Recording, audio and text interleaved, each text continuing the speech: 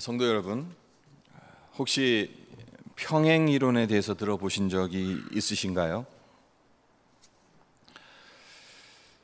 평행 이론이란 역사의 다른 시점에 존재하는, 그래서 전혀 연관 관계가 없는 두 사람이 아주 비슷한 삶을 살아갈 수 있다는 이론인데, 가장 대표적인 예가 링컨과 케네디라고 합니다. 링컨과 케네디, 이 두 대통령은 100년의 시차를 두고 정말 소름 끼칠 정도로 비슷한 삶을 살아갔다고 합니다. 파워포인트가 준비됐는지 모르겠는데요, 잠깐 써주세요. 정말 그런지 어디 한번 보세요. 그러니까 지금 링컨은 1846년에 하원 의원으로 당선이 됩니다. 근데 케네디가 정말 정확하게 100년 후 1946년 하원 의원으로 당선돼요. 100년의 시차를 두고. 그리고 대통령에 당선된 것이 링컨이 1860년입니다. 그리고 케네디는 정확하게 100년 후 1960년에 대통령으로 당선이 됩니다. 그리고 둘 다 프랑스어를 할 줄 아는 24살의 여성과 결혼했다는 공통점이 있습니다. 그리고 둘 다 암살을 당하잖아요. 암살을 당하는데 뒷머리에 총을 맞고 사망합니다. 그것도 금요일입니다. 그리고 링컨이 저격당한 곳이 포드 극장이라는 곳에서 저격당해서 사망을 했고, 케네디는 그 달라스인가요? 거기서 이제 카프레이드 하다가 저격당해서 사망하게 되는데, 포드에서 만든 링컨 차에서 사망을 했다. 그러니까 재밌죠. 그리고 저격자 이름이 링컨을 저격한 저격자는 존 윌키스 부스이고, 케네디를 저격한 저격자는 리 하비 오스왈드인데, 이름은 뭐 같지 않습니다만 둘 다 남부 출신입니다. 그리고 존 윌키스는 극장에서 저격한 후에 창고에서 검거된 반면에, 또 리 하비는 창고에서 저격한 후 극장에서 검거가 됐어요. 그러니까 서로 반대가 된 거죠. 둘 다 재판을 받기 전에 의문사합니다. 링컨을 저격한 존 윌키스나 또 케네디를 저격한 리 하비나 둘 다 재판을 받기 전에 의문사를 당하게 된다는 사실. 그리고 뒤를 이은 부통령 이름도 보면 성이 똑같아요. 그리고 태어난 해도 같아요. 링컨 대통령을 서거했으니까 그 뒤를 이어서 대통령 자리에 오른 부통령 이름이 앤드류 존슨인데 1808년에 태어났습니다. 그리고 케네디를 대신해서 대통령에 오른 린든 존슨 역 100년 시차를 두고 1908년에 태어났어요. 그리고 둘 다 남부 출신입니다. 또 미국 남부에서 여러 일들이 일어난 거죠. 평행 이론 하면 이 링컨과 케네디를 가장 그 대표적인 예로 들고 있는데요. 나와 너무나도 닮은 인생을 살았던 사람이 과거에 존재했다는 것을 발견하게 되든지, 미래의 어느 누군가가 내가 살던 삶의 행적을 똑같이 밟아가게 되면 어떨까 하는 상상을 해보십시오. 정말 소름 돋을 것 같지 않습니까? 물론 평행이론, 과학적으로는 검증되지 않았습니다. 그렇기 때문에 신뢰할 만한 이론은 아닙니다. 고지고대로 받아들일 근거가 전혀 없어요. 하지만 분명한 것이 하나 있습니다. 그것이 무엇이냐면 역사 자체는 되풀이한다는 겁니다. 특별히 성경적 관점에서 보자면 인류의 역사는 하나님 앞에서 죄를 범하는 것이 계속 되풀이되어 왔습니다. 반복해 왔어요. 이 세상은 인간의 역사가 유토피아와 파라다이스를 향해 점점 나아가고 있다는 환상에 빠져 있지만 성경은 인간의 죄악이 날이 갈수록 증폭되어 간다고 말합니다. 그래서 언젠가는 종말, 최후 심판이 도래할 것이라고 분명하게 선언합니다. 오늘 본문 말씀인 다니엘서 5장의 키포인트 역시 역사는 되풀이되기 때문에 역사로부터 교훈을 얻지 못하면 과거의 잘못을 오늘날에도 동일하게 범할 수 있다는 것입니다. 먼저 본문의 배경을 짧게 살펴보도록 하면요, 바벨론의 느부갓네살 왕이 죽은 후 23년이라는 시간이 흐릅니다. 그리고 그 사이에 왕이 4번이나 바뀌고 벨사살이 바벨론을 다스리게 됩니다. 벨사살이 엄청난 잔치를 베풀죠.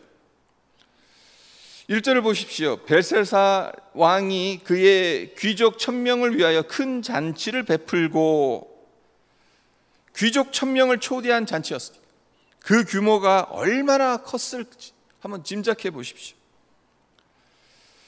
왕이 잔치를, 그것도 귀족 1000명을 초대할 만큼 성대한 잔치를 베풀었다는 것 그 자체는 문제될 게 없습니다. 문제는 어떤 상황에서 그런 잔치를 베풀었냐는 겁니다. 벨사살 왕이 큰 잔치를 베풀었던 그 상황은 평화로울 때가 아니에요. 풍요로울 때가 아닙니다. 메데 페르시아 연합군이 벨사살의 아버지인 나부디노스 왕을 포로로 잡아갔어요. 바벨론 왕국의 외곽 지역을 모두 다 점령했어요. 그리고 지금 바벨론 도성을 향해 진군해 오고 있어요. 한마디로 풍전등화와 같은 상황입니다. 이런 상황에서 귀족 1000명을 초대할 만큼 큰 잔치를 베푼다는 것은 이해가 되지 않습니다. 벨사살은 왜 이렇게 한 것일까요? 일차적으로는 바벨론 성이 난공불락의 요새라고 철석같이 믿고 있었기 때문입니다. 그리고 정치적인 목적이 있었기 때문에 그렇게 한 것입니다. 2절을 보십시오. 벨사살이 술을 마실 때에 명하여 그의 부친 느부갓네살이 예루살렘 성전에서 탈취하여 온 금, 은 그릇을 가져오라고 명하였으니 이는 왕과 귀족들과 왕후들과 후궁들이 다 그것으로 마시려 함이었더라. 벨사살은 한가롭게 잔치를 베푸는 것도 모자라서 하나님을 모독하는 엄청난 죄를 범하고 맙니다. 잔치나 베풀면 될 것을 왜 하나님을 모독하는 짓까지 저질렀을까? 그 이유가 무엇이냐 하면요, 바벨론 제국이 점령한 여러 나라의 신들 중에서 이스라엘의 여호와라는 신이 가장 강하고 특별하다는 이야기를 벨사살은 들었을 겁니다. 따라서 그런 여호와가 별것 아닌 존재라는 것을 보여주면 우리 왕의 힘이 이만큼이나 세구나, 그러니 메데 페르시아 군대도 충분히 무찌를 수 있겠구나 하는 자신감을 신하들에게 고취시킬 수 있을 것이다 라고 판단했을 겁니다. 이런 정치적인 판단을 했기 때문에 벨사살은 여러 나라에서 탈취해온 것들 중에 예루살렘에서 가져온 그릇만 지목합니다. 그리고 그 성물들을 음탕한 잔치에서 술 마시는 잔으로 사용하고 있습니다. 그러니까 정치적인 목적으로 그렇게 한 겁니다. 이런 벨사살의 행동, 어떤 결과를 초래하게 됐습니까? 벨사살이 광적인 향락에 빠져 있었을 때, 우상을 찬양하는 가운데서 술에 취해 있었을 때, 왕궁 촛대 맞은편 하얀 석회벽에 사람의 몸은 없고 손가락만 나타나 글자를 쓰고 있는 거예요. 술에 취해서 헛것을 본 게 아니죠. 실제로 일어난 사건입니다. 그러니 어떠했겠습니까? 어디에선가 갑자기 손가락이 나타나서 벽에 알 수 없는 글을 써내려갔으니 그곳에 있는 수많은 사람들이 얼마나 놀라고 무서웠겠습니까? 6절과 7절도 보시면 이에 왕의 즐기던 얼굴빛이 변하고 그 생각이 번민하여 넓적 다리 마디가 녹는 듯하고 그의 무릎이 서로 부딪힌지라. 왕이 크게 소리질러 술객과 갈대아 술사 점쟁이를 불러오게 하고 바벨론의 지혜자들에게 말하되 누구를 막론하고 이 글자를 읽고 그 해석을 내게 보이면 자주색 옷을 입히고 금사슬을 그의 목에 걸어주리니 그를 나라의 셋째 통치자로 삼으리라 하니라. 초자연적인 현상을 본 겁니다. 그것을 목격했습니다. 벨사살의 낯빛이 사색이 된 거예요. 극도의 공포감으로 넓적다리 마디가 녹는 듯하였고 그의 무릎이 서로 부딪혔다. 달달달 떨고 있는 거죠. 그래서 크게 소리를 지르면서 바벨론의 모든 지혜자들을 소집합니다. 벽에 쓰인 글씨가 무엇인지 해석합니다. 자주색 옷을 입히고 금사슬을 목에 걸어주고 바벨론에서 세 번째로 큰 통치자로 삼겠다 공포합니다. 하지만 날고 긴다는 바벨론의 지혜자들 중에 어느 누구도 그 뜻을 알기는커녕 글씨조차 읽지 못하지. 그러니까 벨사살 왕은 더 큰 번민에 빠져 얼굴빛이 변합니다. 귀족들도 놀라 술렁이기 시작합니다. 9절에 그 말씀이 나오죠. 그러므로 벨사살 왕이 크게 번민하여 그의 얼굴빛이 변하였고 귀족들도 다 놀라니라. 그런데 이때 왕비가 궁에 들어와요. 그리고 자초지정을 듣게 됩니다. 10절을 보시면 왕비가 왕과 그 귀족들의 말로 말미암아 잔치하는 궁에 들어왔더니 이에 말하여 이르되 왕이여 만수무강하옵소서. 왕의 생각을 번민하게 하지 말고 얼굴빛을 변할 것도 아니니이다. 여기서 왕비는요 벨사살의 아내가 아닙니다. 그의 어머니를 가리킵니다. 그 느부갓네살 왕을 가리켜서 부친이라고 표현을 했지만, 그러니까 아브라함을 뭐라 그래요? 믿음의 조상, 믿음의 아버지라고 말하는 것처럼 이 당시 근동 고대 근동 지역에서는 할아버지, 뭐 증조 할아버지 그래도 다 부친으로 표현을 했어요. 그러니까 사실 느부갓네살 왕도 벨사살에게서는 할아버지가 돼요. 할아버지는 증조 할아버지가 돼요. 하지만 아버지라고 성경에서는 기록하고 있는 것처럼 여기서 나오는 지금 왕비 역시 벨사살의 아내가 아닙니다. 벨사살의 어머니입니다. 그래서 벨사살의 어머니였으니까 그 어머니가 할아버지였던 느부갓네살 왕 때 어떤 일들이 일어났는지를 다 보았을 거 아닙니까? 그래서 명철과 총명과 지혜가 신들의 지혜와 같은 다니엘을 부르라고 벨사살 왕에게 청하는 거예요. 그래서 벨사살이 다니엘을 부르죠. 하지만 다니엘을 대하는 그의 태도가 아직 거만해요. 겸손하지 않습니다. 13절을 보세요. 이에 다니엘이 부름을 받아 왕의 앞에 나오매 왕이 다니엘에게 말하되 내가 나의 부항이 유다에서 사로잡아온 유다 자손 중에 그 다니엘이냐?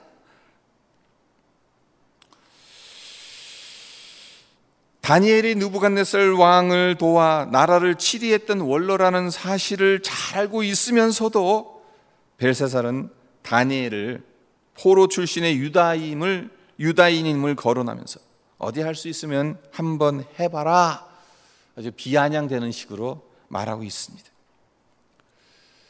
지금 벨사살이 처한 상황이 어떤 상황이라고 했습니까? 무릎이 서로 부딪힐 정도로, 넓적다리 마디가 녹을 정도로 극한 공포 속에 벌벌 떨고 있는 상황입니다. 그런데도 할 수 있으면 해보라. 다니엘 앞에서 어리석은 자존심을 내세우고 있는 겁니다. 하지만 다니엘이 누굽니까? 그런 것에 눈 깜짝할 사람이 아니잖아요. 그 글씨들이 의미하는 바 심판의 메시지라는 것을 분명하게 밝힙니다. 하나님 앞에서 죄를 범한 벨사살을 강하게 책망하는 것을 보게 되죠.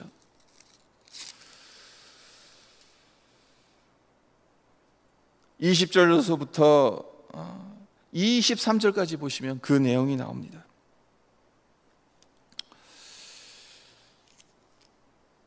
그 느부갓네살 왕의 예를 들면서 느부갓네살 왕이 교만하여졌을 때 어떻게 낮아졌는지, 사람에게서 쫓겨나서 정한 7대를 들짐승과 함께 살았던 것, 소처럼 풀을 뜯고 하늘 이슬에 젖었고 머리털이 독수리 털과 같이 자라고 손톱은 새 발톱과 같이 되는 그러한 고생을 하면서 깨우친 교훈, 그것을 분명히 전해 들었을 텐데 어째서 당신은 이런 모든 것을 잊어버리고 어리석게 행동하냐.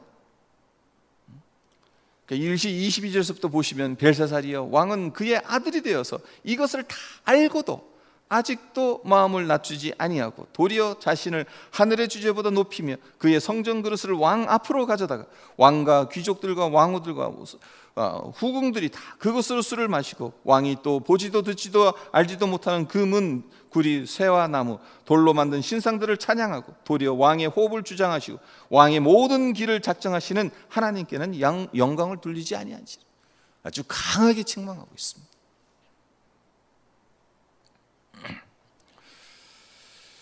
그러면서 하는 것이,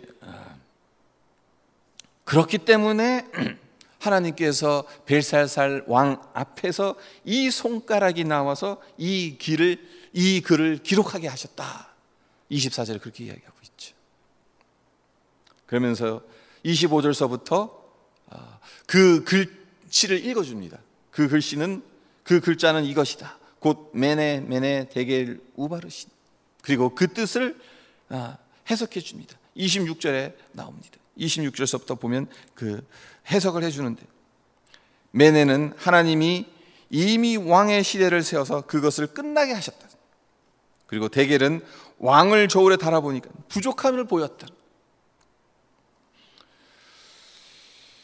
그리고 베레스는 왕의 나라가 나뉘어서 메대와 바사 사람에게 준바되었다. 이렇게 해석을 하죠. 그런데 30절을 보세요. 그날 밤에 갈대아 왕 벨사살이 죽임을 당하였다. 다니엘이 벽에 쓰여진 그 글씨를 해석해 준 그날 밤에 하나님의 치심으로 벨사살이 죽임을 당하였다.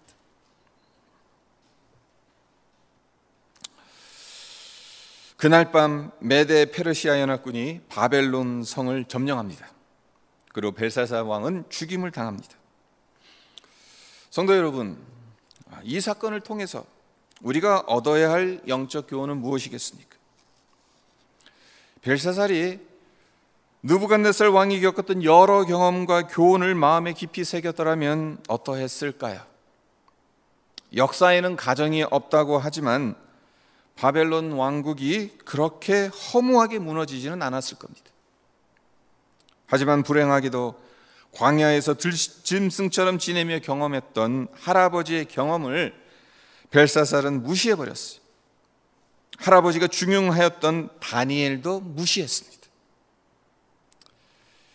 역사는 단순히 과거에 발생했던 사건이 아닙니다.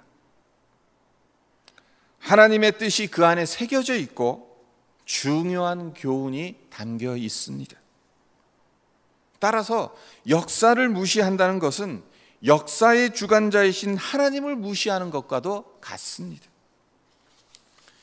이와 반면에 지혜자는 역사적 사건 안에 있는 하나님의 뜻을 읽고 분별할 줄 아는 사람입니다. 그리고 세상의 그 어떤 유혹에도 넘어가지 않고 당당하게 믿음의 길을 걸어가는 사람입니다. 그렇죠? 하나님께서 역사적으로 이렇게 모든 세상의 나라들을 다스리시고 주관하신다는 것을 역사적인 사건들을 통해서 아니까 당당하게 믿음의 길을 걸어갈 수 있는 거죠. 다니엘을 보십시오. 그는 느부갓네살 왕 때부터 왕담으로 높은 총리를 역임했어요. 그러니까 서열로 치자면은 2인자예요. 2인자. 왕후로부터도 절대 신망을 받을 만큼 명예도 있었습니다. 보통 사람들이라면 이 좋은 것들 내려놓기 싫죠. 어떻게든 지키려고 애를 쓸 겁니다. 하지만 다니엘은 이런 것들에 연연해 하지 않습니다. 벽에 쓰여진 글씨를 해석해 주면 그가 누려왔던 기득권을 하루아침에 빼앗길 수도 있어요. 왜요? 이게 심판의 말입니다. 책망의 말입니다. 벨사살이 고얀 놈 이러면서 저놈 죽여라 그러면 죽임을 당할 수가 있어요.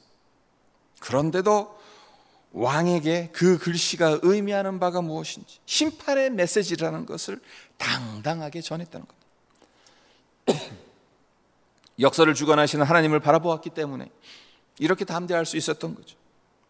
눈앞의 이익을 따르지 않고 자신이 서야 할 자리를 지킬 수 있었던 것입니다.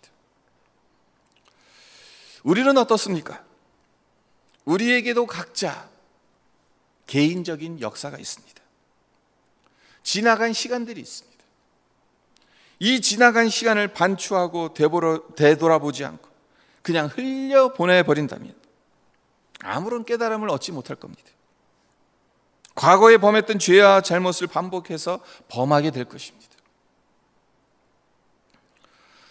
하나님의 저울에서 벨사살은 함량미달이었습니다. 왜 그렇습니까?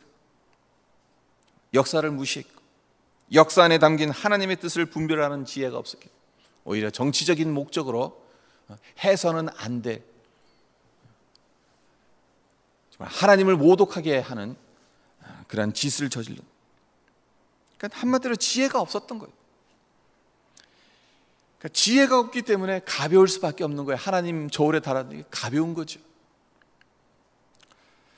사람을 무겁게 만드는 것은 지식이 아닙니다. 돈이 사람을 무겁게 만들어주는 것도 아닙니다.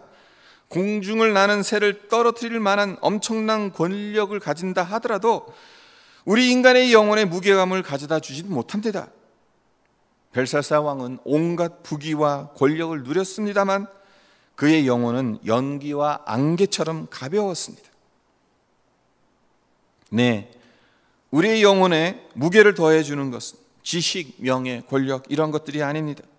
이 세상과 역사를 다스리시는 하나님을 믿는 믿음입니다. 하나님께서 우리를 저울에 다루신다면 제일 먼저 다루실 것, 그것은 우리의 믿음일 겁니다.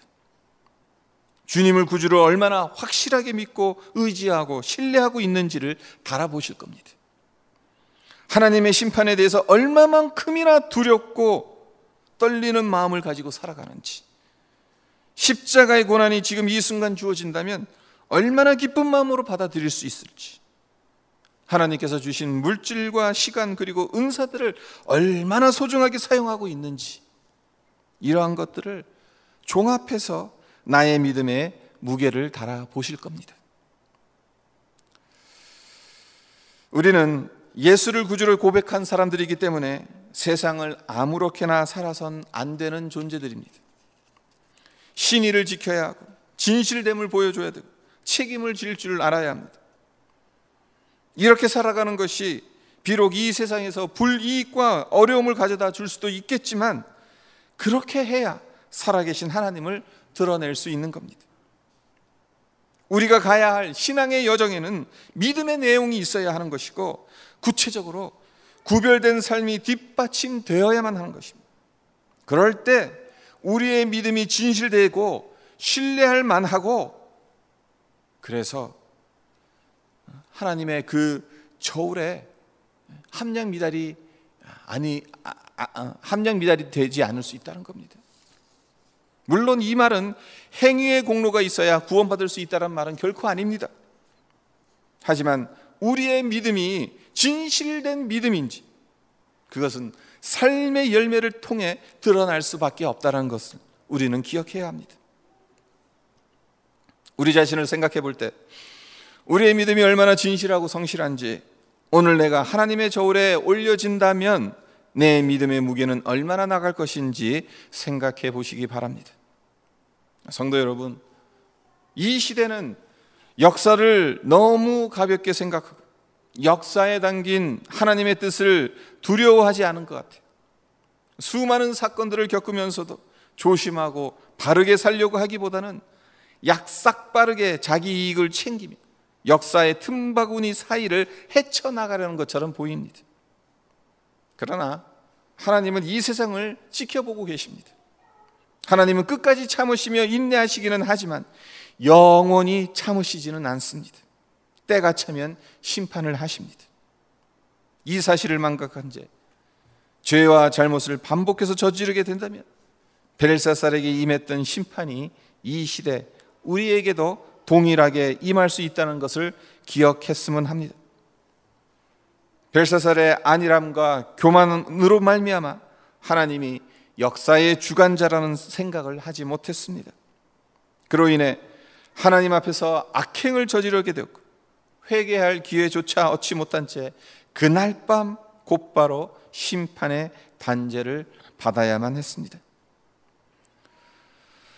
우리도 벨사살과 같은 점은 없는지 우리 자신을 살펴보아야 합니다. 내가 원하는 대로 행하고 나의 소견과 고집대로 살지는 않았는지. 하나님께서 바벨론 제국과 벨사살 왕만 저울로 달아보시지는 않을 겁니다.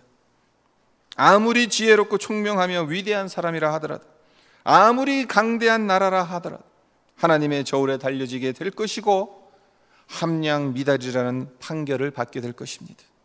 네, 해 아래 의인은 한 사람도 없습니다. 결국 우리가 의지해야 하는 것은 예수님의 보혈밖에 없는 겁니다. 우리에게 필요한 것은 은혜밖에 없는 것입니다. 하지만 그럼에도 불구하고 우리는 예수님을 구주로 고백한 사람들이기 때문에 세상을 아무렇게나 살아갈 수 없는 존재라는 것. 그래서 입으로만 예수님 믿는 것이 아니라 삶의 본이 되는 성실함과 진실함이 있어야 한다는 것을 우리 모두 마음에 새겼으면 합니다. 서두에서 평행 이론을 말씀드렸었는데 역사의 다른 시점에서 똑같은 인생을 살아가는 사람이 어디 있겠습니까마는 평행 이론에 우리 자신을 대입하다면 어떤 사람에게 대입하고 싶겠어요? 벨사살에게 대입하고 싶겠습니까? 다니엘에게 대입하고 싶겠습니까? 당연히 벨사살이 아닌 다니엘과 같은 그러한 삶을 우리도 살아가고 싶잖아요. 하나님 앞에서 늘 겸손하였으며 믿음의 자리를 지켰던 다니엘. 역사는 인간이 주관하는 것이 아니라 하나님께서 주관하신다는 분명한 역사의식을 가졌던 다니엘. 그리고 어떤 유혹과 고난 앞에서도 타협하거나 포기하지 않고 하나님의 뜻을 따라갔던 다니엘. 다니엘이 걸어갔던 믿음의 길을 걸어가는 우리 모두가 되기를 바랍니다. 그래서 하나님의 저울에 달려진다면 함량 미달일 수밖에 없는 인생이기는 합니다. 하나님의 이름을 높여드리고 하나님의 하나님 되심을 드러내는 우리 모두가 되기를 주님의 이름으로 축원드립니다. 오늘 말씀 잠깐 묵상하면서 기도하도록 하겠습니다. 오늘 설교 제목이 하나님의 저울과 역사의 교훈이라고 정했습니다. 그래, 우리 모두는 하나님의 저울에 달려진다면 하나님이 만족하실 만큼의 무게가 나오지 않습니다. 의인은 없나니 하나도 없다라고 로마서에서 사도 바울이 말한 것처럼 어느 누구도 하나님의 저울에 달려져서 하나님의 저울에 통과할 사람은 아무도 없어요. 어쩌면 다니엘도 마찬가지죠. 벨사살만 그렇다는 게 아니에요. 근데 분명하게 우리가 생각해야 되는 거, 벨사살과 다니엘의 차이점이 무엇이었는가? 벨사살에게도 할아버지인 느부갓네살을 통해서 하나님께서 바벨론을 어떻게 다스리셨고 그 절대 권력을 휘둘렀던 자기 할아버지를 어떻게 다루셨는지를 잘 알고 있었어요. 그런데도 그것에서 배우지를 못합니다. 그것에서 깨닫지를 못합니다. 오히려 자기가 가진 권력이 지금 메데 페르시아 군대가 쳐들어와 가지고 바로 성 앞에 진치고 있는데도 1000명에 넘는 귀족들하고 정말 음탕한 잔치나 베풀고 있고,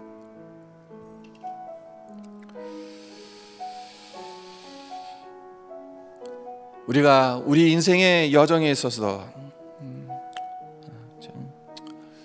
그렇잖아요. 우리 스스로를 살펴봐도 새로운 죄를 짓는 거는 별로 없어요. 어떻게 보면 예전부터 지어왔던 죄를 또다시 집니다. 대부분의 경우에. 우리 개인에게도 개인의 역사가 있음을, 근데 그 지나간 시간들을 반추하지 못하고 되돌아보지 못하고 그것에서 그 사건들 속에서 내 자신을 발견해 가지 못한다면 어찌 될 것인가. 오늘 이 다니엘서 5장을 통해서 다시 한번 깊이 새겼으면 합니다. 그래서 하나님 앞에 우리 모두가 함량 미달이기는 합니다만 정말 주님 앞에 믿음으로 하나님, 우리가 비록 부족하지만 정말 주님을 바라보며 살아가겠습니다. 주님의 뜻에 합당하게 살아갈 수 있도록 노력하겠습니다. 그렇게 기도하는 시간이 되었으면 합니다. 기도드리겠습니다.